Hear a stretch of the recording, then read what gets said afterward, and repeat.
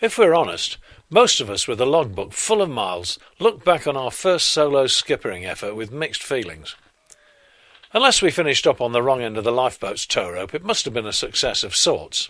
However, if the passage wasn't a broad reach in daylight with force 3, a fair tide, and an easy berth laid on by the angels, there's generally a catalogue of mistakes to balance the books. Happily, so long as we don't nurse the sort of personality problem that turns all misfortune into bad luck or some other cove's error, we can always find time once the lines are secure to take a hard look at any cock-ups and make sure they don't happen again. After a few seasons of this approach, even the most hapless tyro skipper can gain in confidence. My own inaugural trip in charge began badly and soon deteriorated into the red zone, but it produced a good final result.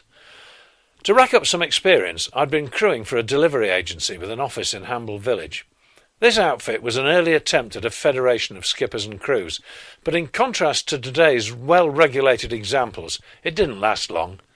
It terminated when I turned up one day to collect my pay, only to discover that the man in charge had absconded. The bearded bandit who stole our wages was never seen again, but his moment of treachery was still far in the future when he offered me a 45-foot twin-screw motor sailor for delivery to the French Riviera. Like me, my crew were in their early 20s. Percy was a North Sea trawlerman whose grip on reality was sometimes stretched by habits he must have picked up in the 1960s. Mick was a merchant seaman with a proper discharge book who fancied a spot of yachting to see what it was all about. At 6.5 feet he was as tall as me. These days he's a scrimshaw artist of international repute. Then he was a likely lad sailing the seas and giving the girls a treat when the opportunity arose. The yacht was beautifully built on motor fishing vessel lines by Millers at St Monans in Fife, and lay lying on the tidal wall at Poole Town Quay. My first mistake was to sail at midnight. Quite why I decided this I cannot remember, but I can tell you that except on occasions of extreme duress, I've never done it again. If there's any choice, I always try and leave in the morning, or at least after lunch. I'm still fresh then, and it gives the hands time to settle into being at sea before clocking into the watch system after dinner. In anticipation of a juicy payday, I took my girlfriend out for a pre-departure curry in Southsea and rounded off the evening with a ride on an instrument of torture on the promenade called the Wild Mouse. This unnatural creation hurled us around like a couple of ball bearings in a bucket. So extreme was the motion that I suffered a bad bout of seasickness before I'd even stepped aboard my ship. The lady had a car and deposited my mortal remains, still green, on Poole Quay as the clock struck 12. Holding on to what was left of my prawn vindaloo with difficulty, I set down the old ship channel towards the harbour entrance. Poole Harbour's well marked these days. Back then, many of the buoys and beacons were unlit, and those that showed a bit of a glim were readily lost in the background blaze of the millionaire's mansions at Sandbanks. I knew none of this, and boldly ran the owner's yacht up on a shoal at 6 knots. I think the tide must have been flooding, because we got her off with engines alone, but it was not an auspicious beginning. My third and cardinal error was not to make a big enough deal about a vital nugget of information passed on by the yacht's previous skipper as he'd handed over. The port engine, he said, had a habit of overheating if it exceeded 1400 RPM for anything more than a brief burst. In my ignorance, I hadn't considered why this might be. I simply accepted it and set out blithely for the Mediterranean. All might have been well, except for the sort of juxtaposition of events that can so easily bring us to ruin. A moderate sea from the southwest caught us as we rounded Anvil Point. I realised that if I didn't get my head down, I was going to say goodbye to the remains of my dinner, so I left Percy on watch, motoring into it at 1400 RPM, and turned in. I mentioned in passing about the revs and the heating issue, but failed to hammer the point home.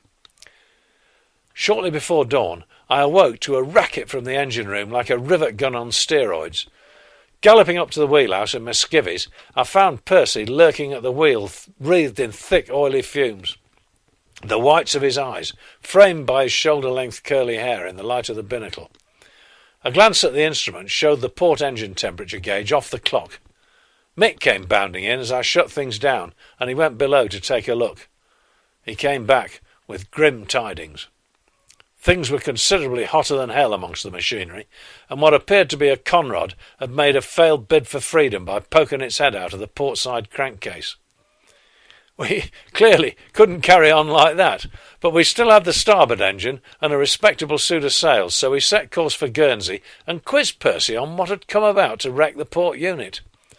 He was in a state of shock, but once the smoke had cleared he returned to his unique approximation of normality and told us he'd been buzzed by an unidentified flashing light from the sky, which he'd taken to be a UFO. As it approached, he'd pulled both engines out of gear to lessen the force of the impact if we were rammed by aliens. The flying saucer had circled us twice before making off towards Portland, and no little green men had boarded us, so he'd got under way again and hoped for the best. Percy was used to big ship telegraphs of the Icelandic trawler fleet, and under attack from space he'd understandably forgotten any mention of 1400 RPM. Instead, he'd simply grabbed our shiny Morse control levers where they stood upright alongside the binnacle and rammed both into full ahead. The boat had surged away at a gratifying 9 knots, but the rest was history. I'd seen these flashing lights in the channel before, and I hadn't the heart to tell Percy that it would have been a military helicopter on exercise, so he limped into Guernsey to call the owner and confess our sins. I've had a number of owners since then, but none has been as kind and understanding. Maybe he was a philosopher who realised that we all are best served by coping with reality as it is handed out to us, rather than fulminating about who's to blame.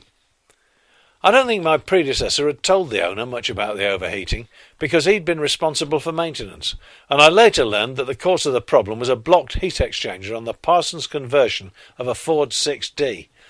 Had he inspected the unit as soon as the overheating became chronic, all would of course have been revealed. But he'd been lazy, and I'd been naive.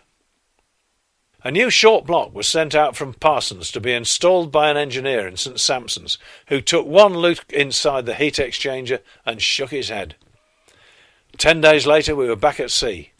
The rest of the passage was equally full of incident, involving storm-force winds, Percy overboard, and the miraculous saving of life.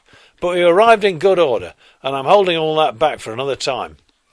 Right now, I'm reconsidering the lessons of the wild mouse, the grounding, my poor communication, and making sure I haven't overlooked anything. After all, it's never too late to learn.